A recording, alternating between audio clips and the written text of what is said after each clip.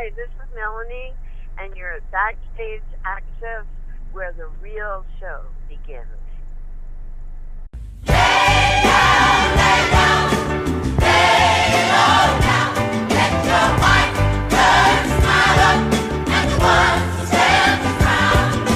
We're here with singer-songwriter Melanie, who burst on the scene almost 49 years ago at the Woodstock Music and Art Fair. Since that magical time, she has sold over 80 million records worldwide, and 13 songs she produced reached top 40 status. Welcome to Backstage Access, Melanie.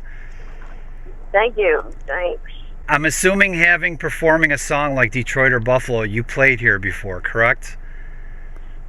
Yes, I did. In fact, I recorded an entire album in Buffalo, and it was called Am I Real or What?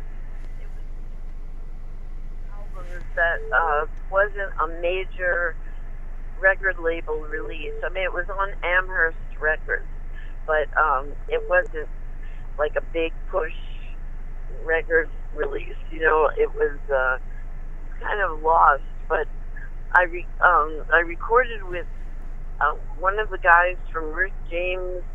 Yep, Rick James is from Buffalo, correct. Right. So I was somehow, got involved with all of these guys, and that was pretty strange. For me, I mean, Yeah, Melanie on one side of the spectrum and Rick James on the other, and worlds colliding. That makes it very interesting. Yeah. Very interesting. Yeah.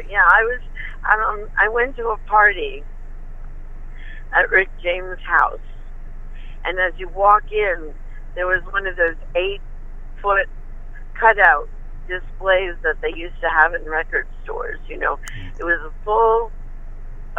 Are we lost? Uh-oh. Are we still there? No, we're still here. Go ahead. Oh, okay. Because my screen went black. But, so it's a full 8-foot cutout of Rick James in his hallway. To me, this was like, wow, And then he had a letter that was a love letter, a personal love letter that was written by, what was it, Tina Louise, or one of those, a singer he had produced, and obviously had like an affair with her, and it was a love letter from her, personal, framed in the hallway. I thought, oh my God! And at one point, he pulled me over, and I'm sitting on his lap, and he's telling me that I could have all of this. He's pointing to the grandeur of his estate, and it was pretty grand. And I mean, he just neglected to think about the fact that I was married with 3 children. I could have had all of that, and yes, so I have given up so much, in life, haven't I? But anyway, I recorded an album in Buffalo, and I had the percussionist and different people from his band, and he was going to make a guest appearance. That didn't happen, and because I guess I refused all of this, and so my liner notes, this is the gist that I'm getting to. My liner notes started out, recording an album in Buffalo is not as glamorous as one might think. And that was so apropos at the time. We went through a blizzard. It was way before Buffalo started to really emerge as before they started mixing it out, basically. So you have a lot of strong ties to Buffalo, obviously, with the record that you made here, and you've played here, and obviously Rick James being from Buffalo and one of the top musical exports of the area. So you're coming here on August 5th, playing at Aqua. What can the fans expect when they come and see you perform? They can expect, let me see, the unexpected. They can expect me, well, I will be with my son, who is absolute maestro, virtuoso. Bo Jared, I got a question to ask you about him. Yeah. Oh, okay. So, yes, so I'll be with my son. He's backing me up, and we're like a full band because we don't use loops or anything, but he plays bass at the same time he's playing the guitar. He plays this beautiful string bowed instrument called a viol guitar, and then he plays a flute, penny whistle. Okay. And yeah, so we're a full two-piece band. So, and I play guitar, and then I sing, and I still have my voice, and so far I still remember all the words. and I'm mobile. I guess pretty much. And what else can they expect? But they can expect, an older version of myself, and I say virgin because I think that's the operative word. Because because I had a husband, manager, producer who handled everything in terms of the business, in terms of all the recordings, in terms of getting product out, getting me on the road. I led a very sheltered life until he passed away in 2010. And since then, it's been an entirely different universe. But I think, in fact, I said to people that I'm the oldest little girl in the world because I knew nothing. I knew absolutely nothing. I only knew that I went on stage and I sang, and I almost didn't know the ups and downs, because Peter kept me from feeling anything. I mean, he would never say bad news to me. He would never tell me something didn't sell out, or a promoter wasn't happy, or record wasn't doing well. I mean, he would just never let me be bothered with it. He just let me create with Bo Jared when Bo Jared became old enough to play and be part of it. We were just two little performing people up in our little loft creating, and then of course it happened, and we were in a new world. So I think what I'm getting at is I think people can expect a still alive. I'm not imitating myself, which is something I think that a lot of people do when they continue performing for 50 years. They start doing the impersonation of who they are. Or are. Were. Yeah, right. And I haven't fallen into that because it's such a new world for me. I'm not putting people down for doing it, but because I'm alive creatively and have been kept alive creatively for all those years, I'm able to still communicate with life, And speaking about Bo Jared, he actually produced your latest live CD, which was a show back in Central Park, and that was recorded in 1974. Yes. I want you to tell us about the CD and tell us about Bo Jared producing it. Well, this is really exciting because we came across these recordings that were never mastered. they were recorded on analog tapes, but they were never mastered. And Peter had the wherewithal and whatever to record it. He had a mobile unit in at the Schaefer Music Festival, and it happened on the night where I did 2 complete separate concerts at the Schaefer Music Festival. And I so there, it's a double CD. It's 2 entirely different performances, and on the same night in 1974. And when Bo listened, he said, I really want to work on this, because the performance has so much intensity in life, and to the point where it was really hard for me to listen, because it's so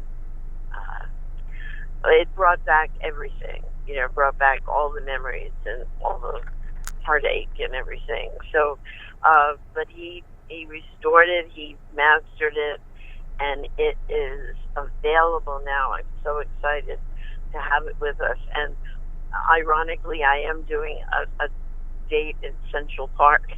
So we have this CD called Center Stage, Melanie Center Stage at Central Park. And I just keep doing it, I just keep performing. I'm not worried so much about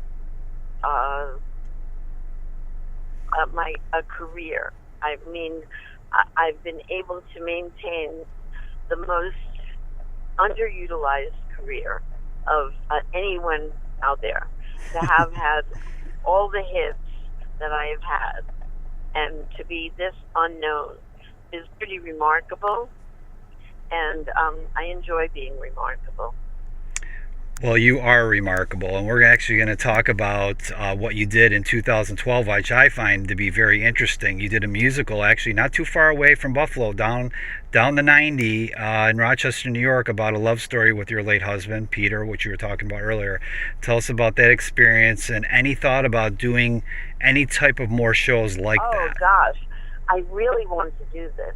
I mean, it was amazing. It was met with absolute, complete critical acclaim. I mean, there was not one hard-nosed reviewer that came and didn't get something out of it, and they were moved. And what it was is, right after Peter passed, I somehow made a deal with myself that I wasn't going to succumb to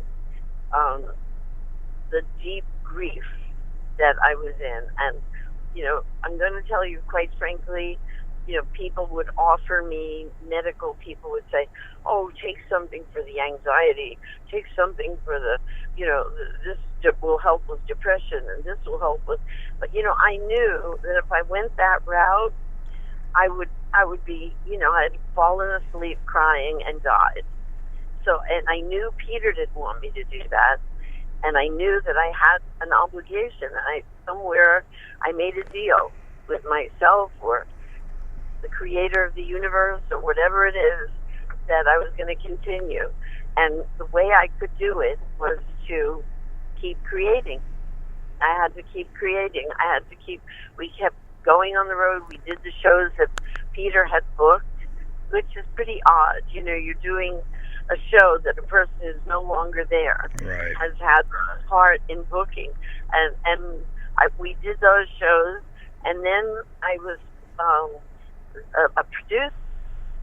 Chester Jack Haldufus got in touch with me and said he was so, he himself was moved by Peter's passing, and he had always wanted to do a musical using my songs, and it never occurred to him until Peter passed that it should be a story of our relationship. So we got together, and I wrote these monologues that I would be Melanie, who I am, and then we would get a young Melanie to act out the scenes as I described a situation, and then the young Melanie would act it out with somebody who is Peter.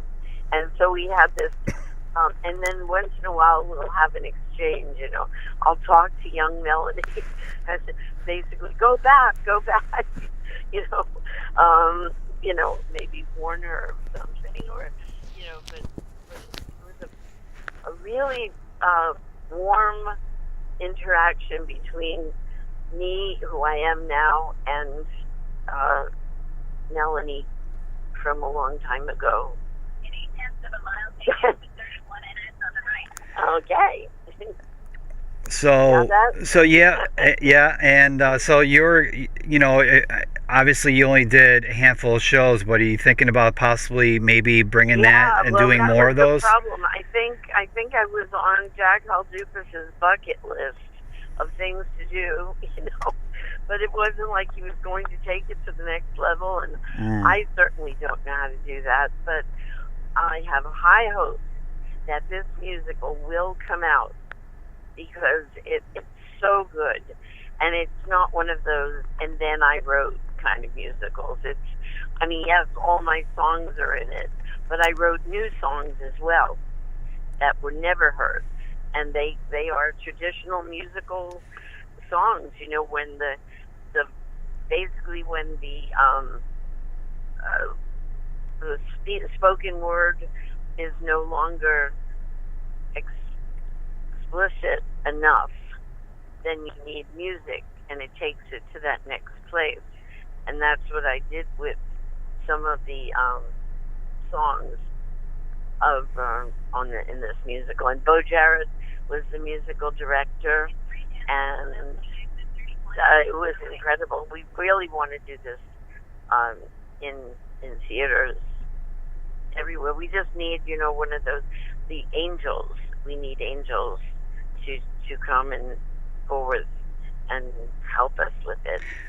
But again, we're doing this all on our own. So everything, I just recorded. I just got, somebody sent me Todd Rundgren doing Brand New Key in one of his performances, City Winery or something, and he so I got a hold of this. It's the song. The song just doesn't die. It just keeps living, and I feel like I'm at a place where I'm about to be discovered. But hey, well, rediscovered, we'll say. We'll say rediscovered, because obviously you've been discovered a long time ago, but rediscovered, revalued. Revalued. Okay, thanks. So let's actually fast forward a little bit to a recent thing that you just did with Miley Cyrus. You actually did. You performed with her for her charity, Happy Hippie, which actually is a project aiming to help fight homelessness, LGBT youth. So tell us about, hooking up with her and doing this. Well, she recorded, again, it was through my music. She had recorded, or had been singing live, Look What They've Done to My Song, Ma. And somebody sent it to me, a version of her doing it in the backyard session. And this was when she was getting all. This is the crossroads where Miley, I could see this, because, we have a pretty much, it'll sound bizarre to you, but there's definitely a thread that we have a similarity in a sort of funny way. But my career, anyway, had this, I was misunderstood, early on in my career, and I think she was too. But the choice she made was to, get naked and go on a wrecking ball. But that's where we differ. But she said this, Look What They've Done to My Song, Ma, was her life song. And this was, she did this backyard session where she was let's say a little more granola than she became later. Mm-hmm. And she sang a very acoustic. She played the guitar. She sang a really beautiful version of that song. And she was about to marry a guy, and her life was going in a certain direction. And then I guess they broke up, and Miley became wild and crazy. But you know, I think there's a lot to her, and I'm sure we'll hear more about her in a way that she would like to be remembered. But anyway, I complimented her on her version, and she said we have to do something together. And at this point, she had already gotten naked, and I said, "Well, what would I wear?" So that was my joke. No, that we know Miley, so yeah, I mean, it's so. Yeah, no, but I think what it is, sometimes people don't want to be perceived the way the world is perceiving them. Hannah Montana, country bumpkin, you right. know. So she wanted to do something that would show the world she was her own person and an adult, and so I think maybe I'm wrong. I could be totally wrong. Maybe she just loved to get naked. Who knows? I don't know. No, I think it's great that you performed with her, and it was for a great charity, and we all know that. I think she's trying to get away from the Hannah Montana image. So yeah, I think that's what it was. And she did a very good job. Right. So I'm going to actually fast forward, or actually take a rewind, because this is going to probably be a great topic, and we might be discussing this for a bit, but I want to actually take you back to the Woodstock experience, and we could talk days about it, but I'm going to try to keep it to a couple questions where, Sure. Let's talk about how you were picked to play, and then getting to the festival performance, because I read that you actually took a helicopter, and then looking back on it now, what's your most fond memory about it? Okay, so part one, what was that? How did you get picked to play? Oh, you see, this was before mega business festival things. This was before corporate involvement. Right. A couple of guys who used to go to the Catskills when they were kids, and let's put a festival on here. They did it in California. Let's do one here. And we were in the same office building. Peter, my husband, had an office in the same building that some of the organizers of Woodstock were Artie Kornfeld and Michael Lang. Yeah, well, I don't know if Michael Lang was involved then. I mean, he was involved, but I didn't know it exactly. So it was people from Buddha Records were friends of the people organizing it, and one thing led to another. And basically, I wasn't picked. I just sort of thought, oh, that would be nice. 3 days of love and music and peace, and I'm picturing a pastoral setting with families and picnic blankets and up in the country, and it'll be so nice. There were going to be arts and crafts. It was first billed as an Aquarian exposition. That it wasn't called Woodstock. It was an Aquarian exposition. So I thought, well, that would be nice, and yeah, we'll do that. You should come. That would be great. And so it was a year later that, the thing happened. I was in England, and in fact, I was, my things were happening in England. I was, I had a hit in France, and I was recording in the studio where the Rolling Stones were next door in the other studio, and I was doing a film score, and with John Cameron, who became a major film maker, arranger, score person. Right. And this was, my heart was in this, making the music, and I thought maybe I shouldn't go back to do this, the Woodstock thing, because I'm doing this, and it feels so right. I didn't even want to be a performer anymore. I really just wanted to be a writer, and be behind the scenes and not have people attack me. And, because and when you're young, it's hard to deal with the attacks, Right. It's very hard not to take it very personally. And so I didn't really like that. I kind of wanted to, I wouldn't have minded at all if my career took a totally different turn and I was just a writer. But I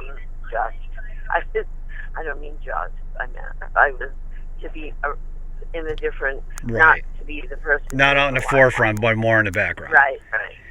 But looking back at it now, though, let's talk about how you were picked to play, and obviously a year later. So talk about how you actually got to the festival itself and taking the helicopter.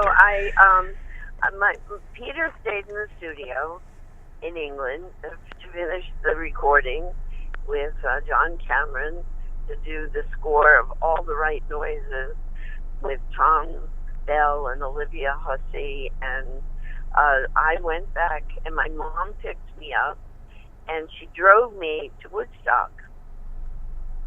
My mother drove me. Yeah. And then at one point, the traffic was so horrendous. Right. We had to pull over, and then we found out we had to go to this different place and a hotel in Bethel, and we went there, and it was wall-to-wall media trucks, and I walked in the front lobby, and now I started to get scared. I had never performed before more than 500 people in my life, and I'm thinking, what is this, And there's Janis Joplin, and I'd never met famous people before.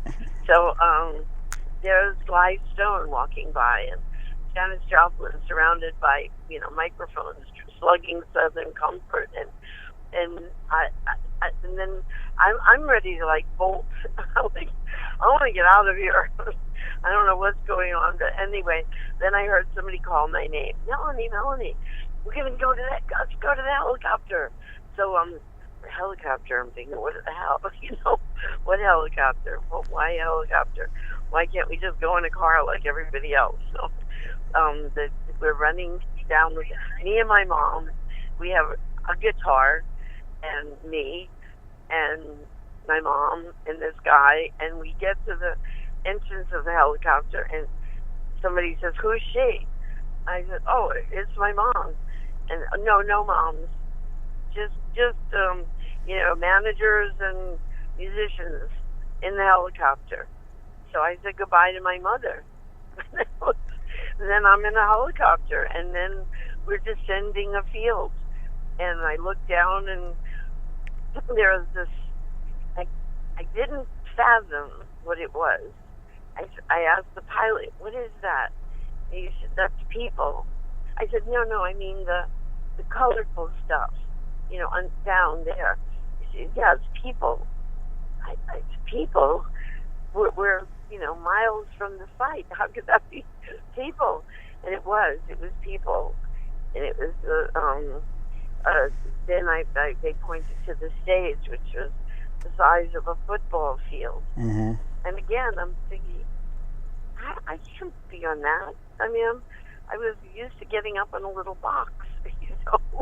There was that can't be me up there. I couldn't do that. And now I'm just terrified. And I got to the field. They put me in a little tent that and I waited all day. Richie Havens was in his 40th minute of freedom. Yeah. And I knew he was a little nervous up there, pretty scared. And there were 500,000 people. And I waited all day, and every once in a while someone would say, "You're next," and then they would say, "Never mind," or they would say, "You're next," and then I would hear somebody else up there performing, and I would know it wasn't me. So this is how the day went all day long. Night fell, and right before Ravi Shankar went on, Wavy Gravy made some announcement about his collective, his commune that was passing out candles to keep away the rain, and some inspirational words, to light the candles and keep the rain from, getting people wet and cold and sick. But when I saw the rain, I thought, well, everybody's going to go home, right? Right. Because it's raining, and so they're going to go home. And they didn't. And the next thing I knew, I was called, and this time it was for real, right after Ravi Shankar.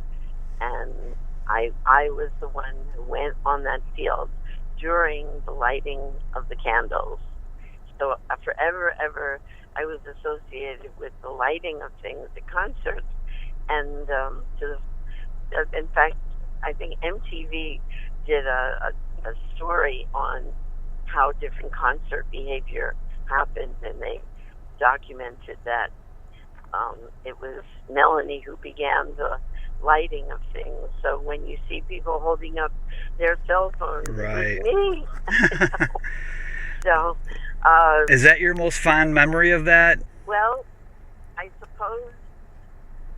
I mean, certainly that scene of candlelight coming toward me in a flicker of it, like fireflies coming down the field. But I suppose the connection that I made with 500,000 people, it was unique in that it wasn't just a musical thing. It was a life-altering thing. Spiritual, yes, life-altering circumstance. I wasn't at all stoned or drugged or drunk or anything. I was a purist. I used to have to apologize. I'd say, "Oh no, I don't want to smoke right now. I have a headache." Actually, because everybody did it. And it was like I was sort of an oddball, to the nth degree.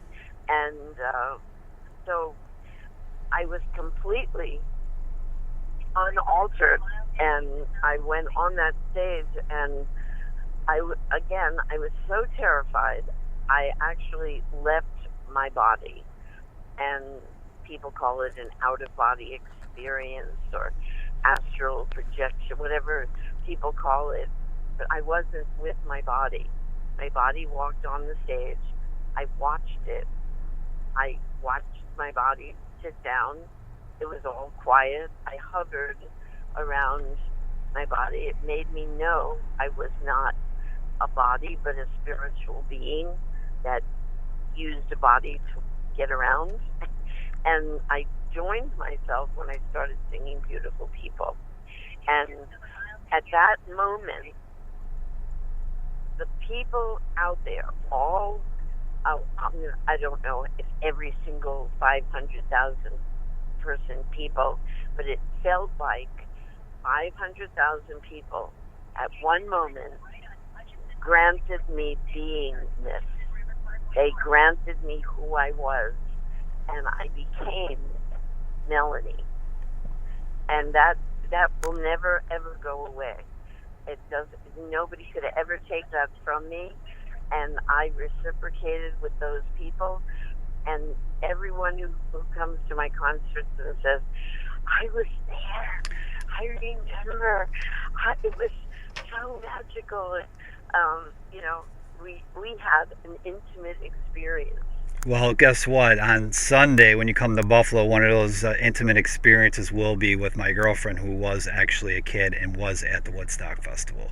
So she is so looking forward to, and she is a huge fan, and she can't wait to see you perform. It'll be the first time since '69 at Woodstock that she'll be seeing you perform.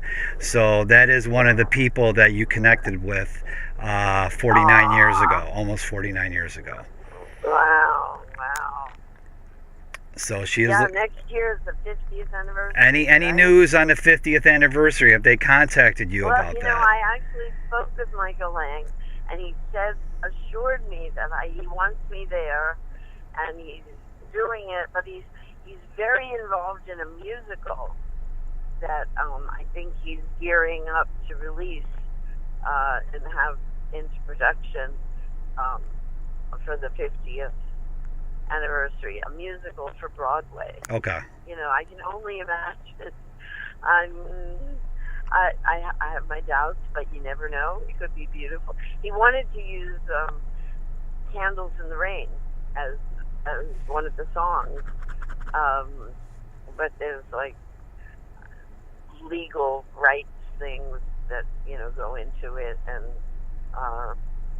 so anyway, I don't know. I'm not sure if he's really doing it. I mean, he may do it the United thing, but of course, it'll never. You can never stage anything like it. It never happened like that. There will never be another Woodstock. Everybody is.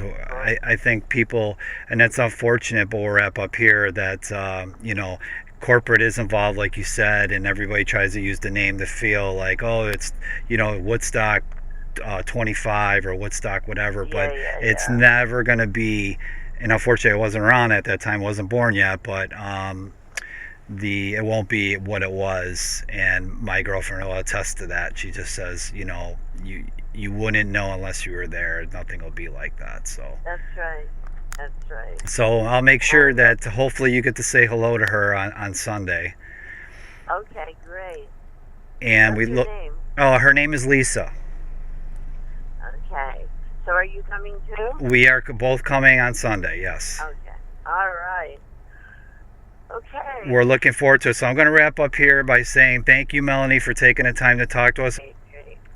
Okay. So have fun in New York. I know you're doing a bunch of shows in the next couple of days, so have fun at those, and we'll see you on Sunday. Okay. See you then. Thank you. Take care. Bye-bye. Bye-bye. Got a brand new pair of roller skates. You got a brand new key.